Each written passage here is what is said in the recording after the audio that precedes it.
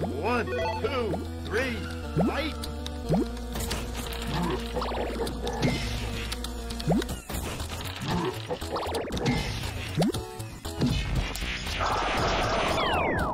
You win!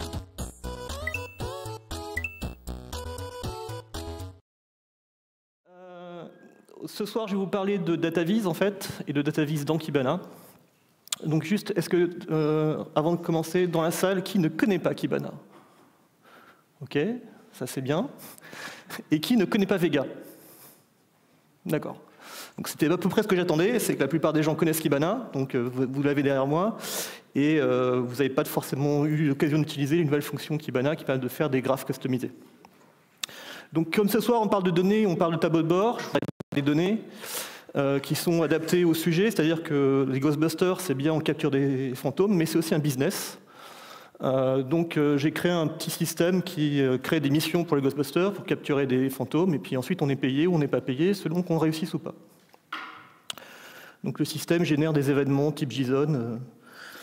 Voilà, il y a le type de fantôme, il y a la classe du fantôme, je ne sais pas si vous vous souvenez de Ghostbusters, c'est important de savoir si c'est un classe 1, classe 2 jusqu'à classe 7. Il y a les caractéristiques, est-ce que c'est un fantôme, est-ce que c'est juste un événement instable, etc. Donc ça c'est du Kibana, on ne peut plus standard. Je pense que tous ceux dans la salle, vous avez dû le voir. Et depuis la version 6, on peut se dire, on peut créer des nouveaux DataVis en disant, hop, ici, j'ai une possibilité d'avoir un graphe personnalisé Vega. Et quand vous faites ça dans Kibana, vous tombez là-dessus, et ça ne vous aide pas beaucoup. Hein, on est d'accord?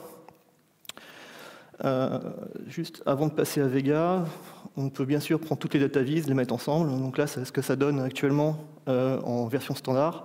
On a un graphe avec dans la carte principale où sont les principaux événements d'apparition ou pas, les types de fantômes qui arrivent, les jobs qui arrivent. Et on a bien sûr aussi des jobs, on veut savoir combien on est payé. Donc on peut savoir combien de missions ont réussi, combien de missions ont échoué, et puis savoir qui performe et qui sous-performe dans l'équipe.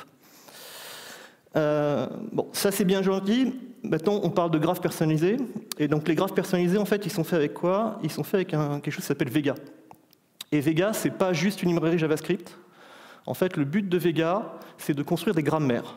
Le but, c'est de faire une grammaire graphique qu'on peut réutiliser dans un tas de contextes. Donc il y a deux projets qui sont importants dans Vega. C'est VegaLite, enfin Vega qui est la grammaire principale, dont le but est de refaire globalement ce que c'est faire D3JS, mais en JSON, donc purement déclaratif. Au lieu de faire du code, on déclare un document. Et on a VegaLite, qui est de beaucoup plus haut niveau, donc il peut faire peut-être 90% de ce que c'est faire D3JS, mais de façon beaucoup plus simple. Donc comme j'ai pas beaucoup de temps, ce que je vais faire, c'est plutôt du VegaLite. Vous allez voir que c'est quand même quelque chose de très efficace. Et on ne va pas le faire dans l'outil de Kibana, parce que l'éditeur de Kibana n'est pas terrible du tout, en fait, en termes de praticité pour éditer le code. Donc Vega vous propose un éditeur. Donc vous pouvez aller en ligne ou vous pouvez l'installer chez vous, qui vous permet d'éditer les chartes. Donc je pense que là, vous ne devez pas lire grand-chose. On va faire un petit zoom-in. Vous me dites, au fond, si c'est bon? Encore un petit peu, c'est bon, là? Ou encore un peu? Ça va? Ouais. Alors, là, j'ai un chart vide, donc il est en erreur, évidemment. Pour faire un chart VegaLite, en fait, il y a 3 conditions nécessaires. La première, c'est qu'il nous faut des données. Donc on va lui dire qu'on va chercher les données. Hop, ça, je me fais toujours avoir. Et comme on a un Elasticsearch sur lequel on va lui dire bah, va faire une requête dans Elasticsearch, hein, tant qu'à faire. Donc dans le port 9200, l'index s'appelle Ghostbusters, j'en ai un avec l'équipe de 1984 et un avec l'équipe de 2016. On va prendre le 1984. On va dire, on va faire une search. Donne-moi tous ceux qui ont au moins une description. Allez hop, entity, description. Et puis on va lui dire, vas-y, rends-moi plein d'événements. Donc avec ça, on a des données. Maintenant, il nous faut une deuxième chose, c'est lui dire qu'est-ce qu'on veut grapher. Avec quoi on va matérialiser les données. Donc ça s'appelle une marque. Et la marque la plus simple, vous voyez, l'intérêt de l'éditeur Vega, c'est qu'il vous dit ce que vous pouvez faire. On va prendre un truc simple, on va prendre un point ou un cercle. Hop. Et le troisième point, qui est le plus important, c'est de dire comment on va associer les données avec les éléments graphiques. Et ça, dans VKLite, ça s'appelle un encoding. En tant qu'à faire, on va le faire en mode craftsmanship, hein, enfin un mob programming. Si vous voyez que je suis en train de taper des bêtises, au lieu de me laisser galérer, n'hésitez pas à me le dire. Oh, ça y est, j'ai encore refait la même chose. Et donc on va lui dire, là j'ai besoin d'un champ de mes données. Donc là vous devez connaître vos données, ça aide. On va dire que dans le temps, ça va être des timestamps. Et comme c'est de l'Elasticsearch, vous le savez que les données qui remontent d'Elasticsearch sont dans source. Donc timestamp. Et la deuxième chose qu'on est obligé de lui dire pour qu'il puisse faire quelque chose, c'est lui dire, en fait, mes données, elles sont de quel type? Est-ce que c'est des nombres? Est-ce que c'est en fait des catégories? Est-ce que c'est des choses qui progressent? Donc il faut que je lui donne un type. Et ce type, j'en ai 4. C'est soit quantitatif, c'est-à-dire des nombres continus, soit ordinal, ce sont des catégories qui progressent. Il y en a un qui est meilleur que l'autre. Nominal, ce sont des catégories complètement indépendantes. Ou temporal, donc c'est du temps. Donc là, comme c'est un timestamp, évidemment, c'est du temporal. On va lui donner un Y. Et je la refais encore. En Y, on va mettre quoi? On a dit qu'on voulait à tout prix des entity descriptions. Donc on va lui dire, je veux des entity descriptions.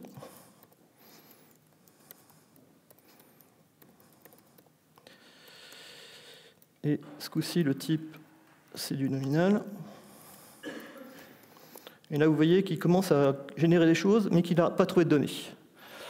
Et ça, c'est parce que je requête Elasticsearch et que VKLite suppose qu'il travaille avec des tables, en fait, quelque chose qui ressemble à une base SQL. Et si vous avez déjà fait la requête Elasticsearch, vous savez que par défaut, il y a un objet hits qui encapsule un tableau de hits qui contient les résultats. Donc il va falloir lui dire, attention, en fait, prends pas les données directement, mais il faut que tu ailles les chercher à un endroit précis de la réponse. Donc c'est du JSON que tu reçois.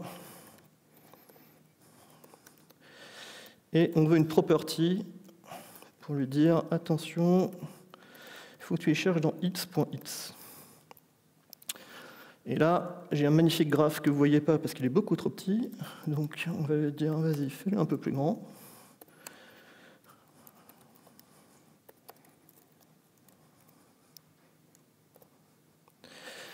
Et vous voyez que le tableau s'agrandit. Ensuite, je pourrais aussi jouer sur la taille des points, sur la taille de cette chose. En l'occurrence, c'est pas très intéressant comme tableau, mais on vient comme faire quelque chose que vous ne pouvez pas faire dans Kibana.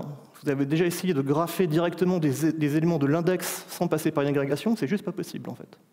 Il y a de bonnes raisons de perf, parce que vous faites ça avec un index de 100 millions de requêtes, vous allez juste cracher. Mais dans les petits cas d'index, ça peut être très pratique. Et une fois qu'on a la base, maintenant on n'a plus qu'à changer des choses. Alors est-ce qu'on pourrait faire autre chose? Par exemple, quelque chose qui n'existe pas dans PAMARC. Dans Kibana, c'est ce qu'on appelle un tick. Un tick, c'est juste une barre de largeur. Évidemment, je peux lui mettre des propriétés. Donc on va lui dire, ok, j'ai un tick, mais en fait, j'aimerais que ce soit un peu plus grand pour que vous voyez quelque chose. Donc voilà, une taille 40. On commence à voir un peu plus les ticks. Et c'est très simple en fait d'associer des données à des propriétés graphiques. Là, je lui ai juste dit, je prends le timestamp, je le mets en X, je prends la description, je le mets en Y. Je peux tout à fait choisir d'autres propriétés. Par exemple, je pourrais dire, tiens, les couleurs. Je la refais. On va dire, tiens, prends-moi les classes, puisqu'on a dit que c'était important. Et il m'a affecté une couleur par classe. D'accord? C'est pas compliqué. Il suffit de lui dire, prends mes données, associe-les à une propriété, et tu as un graphe. Si les couleurs ne vous plaisent pas, vous pouvez dire, en fait, non, ce que tu m'as choisi, là, c'était sympa, mais ça ne me plaît pas plus que ça. Donc, je vais te demander d'utiliser un autre jeu de couleurs standard. Voilà, pareil. Il y a un certain nombre de jeux de couleurs standards que vous pouvez utiliser. Plasma, pour ceux qui font du tableau, il y a le jeu standard Tableau 20. Tableau 20 et Tableau 10, qui sont les deux jeux standards de l'outil Tableau de BI. Et là, on a un graphe. Alors je pourrais passer plus de temps à customiser les titres, à customiser les légendes, à customiser plein de choses. On n'a pas tellement de temps dans la présentation, donc on va juste copier le graphe et dire maintenant, s'il te plaît Kibana, efface-moi tout et colle. On fait play, et là, il n'y a pas grand-chose qui s'affiche. Pourquoi? Parce que Kibana a une vieille version de Vega, et en plus a un parseur de VegaLite qui est très poussif. Donc il a beaucoup de mal à comprendre tout ce qu'on vient de faire. Donc la bonne façon de faire, quand vous avez ça, vous écrivez les graphes en VegaLite parce que vous voyez que la syntaxe est beaucoup plus simple, elle est très simple et très facile à comprendre. Par contre, pour le donner à Kibana, vous allez lui dire convertis-le dans la grammaire Vega qui est plus complexe. Vous voyez, ce que j'ai tapé qui prend des 20 lignes, elle en prend 140 en Vega. Et ça, il va le comprendre beaucoup mieux. Hop.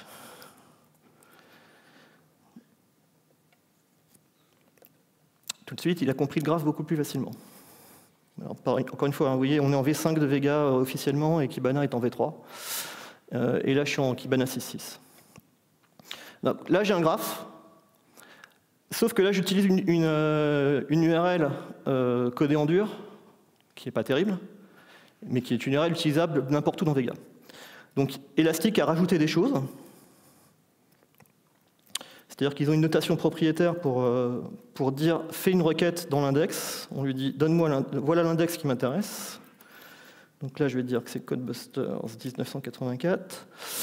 Je vais lui dire « j'ai deux propriétés spécifiques de Kibana pour lui dire « j'aimerais bien que ça réagisse quand je fais un filtre dans l'interface graphique et que ça réagisse quand je choisis une durée ».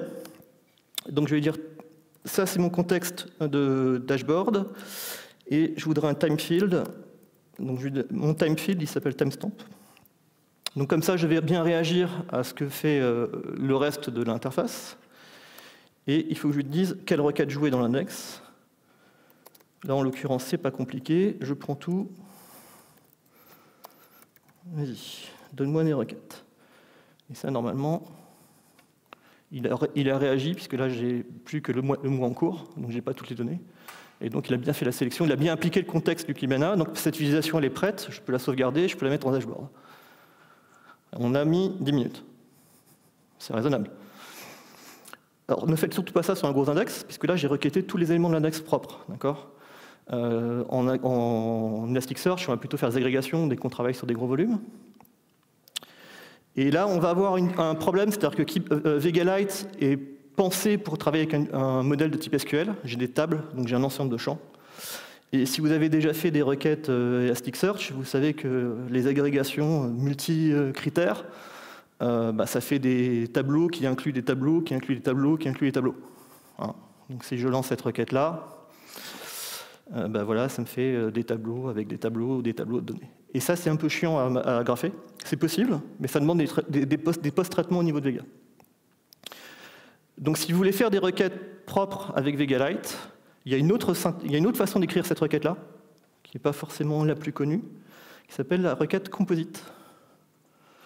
Donc, je ne sais pas si vous connaissez tous le composite dans Elasticsearch. En fait, ça vous permet de poser plusieurs requêtes de bucketing, et elles vont toutes être intégrées ensemble. Donc ça va me donner exactement le même résultat, sauf qu'au niveau si vous regardez, dans ma clé, au lieu d'avoir un seul critère, j'ai les trois. Donc j'ai demandé d'agréger sur ces trois termes. Et donc l'avantage, c'est que j'ai plus qu'un seul tableau. Au lieu d'avoir un tableau qui inclut un tableau qui inclut un tableau, j'ai plus qu'un seul tableau. Et c'est beaucoup plus facile pour le coup de créer un graphe qui correspond. Donc je vous propose d'aller faire un petit graphe qui correspond. Alors pour aller un peu plus vite, je vais recopier une base. Celle-là.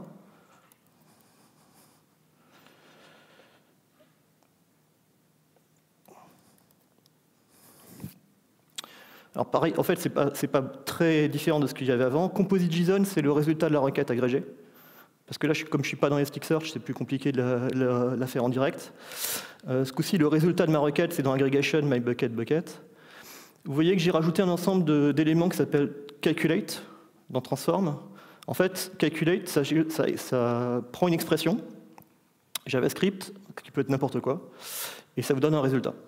Là, en l'occurrence, la seule chose que je fais, en fait, c'est que je renomme mes variables pour éviter de me trimballer la structure vraiment de Elasticsearch. Donc j'ai de nouveau des circles avec des classes. C'est pas un graphe qui est extrêmement palpitant, on est d'accord? Vous pouvez le faire directement en Kibana. Donc là, l'idée, c'est de vous montrer comment, à partir de ça, on peut aller beaucoup plus loin, en fait, grâce à Vegalite. Alors on va fermer ça, parce que ça ne sert à rien. Fermer ça. Déjà, je pense que vous ne voyez rien, là. Si je fais ça, vous voyez un peu mieux. Une des notions intéressantes dans Vegalite, qui est assez simple à mettre en place, c'est ce qu'on appelle le faceting. Le faceting, ça veut dire quoi? Ça veut dire que je peux lui dire, mais en fait, j'aimerais plusieurs fois le graphe sur des axes. Dans ces cas-là, ça change un tout petit peu la structure de la... Je vais avoir une spec. Voilà, j'ai une facette, que je vais décrire après, et je vais avoir une spec qui est mon ancien graphe. Oups. Donc, dans ma facette, je vais lui dire, en fait, ce que j'ai là, j'ai des lignes. Et ces lignes, elles vont correspondre à un champ. On va dire classe, qui est de type mes classes ordinales, puisqu'elles sont dans un ordre, elles ont un ordre. Et donc là, vous voyez que j'ai des graphes qui s'enchaînent. C'est-à-dire qu'il m'a découpé, il m'a fait autant de graphes que j'ai de classes en vertical. Alors 500 par 500, ça fait un peu grand pour le coup. 100 par 100, vous les verrez mieux. Évidemment, je peux faire ça aussi par colonne.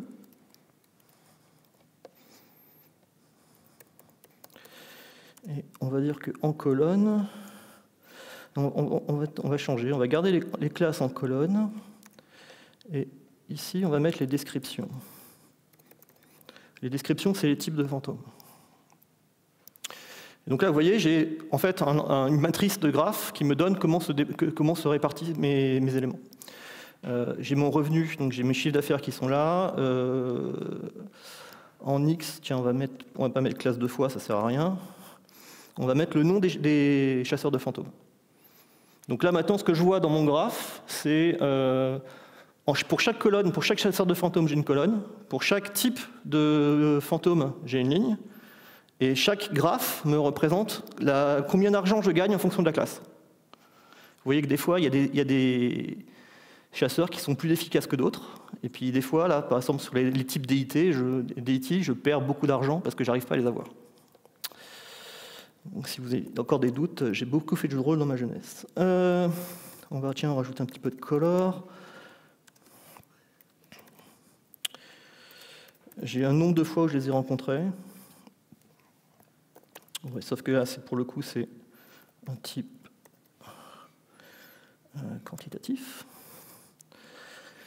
Voilà, et donc là, j'ai un graphe que je ne sais pas faire du tout dans Kibana. C'est un graphe d'analyse, c'est plus la démarche des data scientists. Mais je peux aller plus loin. Parce que là, j'ai juste fait des facettes, mais en fait, ce que je peux faire aussi, c'est superposer des graphes entre eux. Donc, on va aller un peu plus loin dans la spec. On va aller dire ce coup-ci, on va faire des layers. Et les layers, c'est quoi, en fait? Ce sont des graphes, un peu plus standards, mais on va en mettre plusieurs qui se superposent. Hop. Voilà. Donc, là, que je ne trompe pas. Donc là, j'ai mon layer. Qu'est-ce que je vais mettre comme deuxième layer? Je vais mettre, par exemple, une marque rule. Et dans ma marque rule, on va faire un encoding qui dit, ce que je voudrais, c'est faire une barre, en fait, qui affiche le revenu moyen. Donc c'est une barre en Y. Et ce qu'elle va afficher, cette barre, c'est qu'elle va me dire je veux le champ revenu. C'est toujours du quantitatif. Mais ce que je voudrais, ce coup-ci, c'est qu'il m'affiche une moyenne, en fait. Et donc, Vegalite est capable de vous faire les calculs à la volée. Donc, on va lui dire, donne-moi le revenu moyen. Et donc là, vous voyez, j'ai une barre noire qui correspond à la moyenne de revenus que j'ai dans cette case-là. C'est pas mal. On peut aller plus loin. On peut se dire, tiens, au final, j'aimerais bien savoir quand est-ce que je gagne de l'argent. Donc on va dire, allez, color. On va binder une color, on va dire que par défaut, tout est vert. Et on va mettre une condition.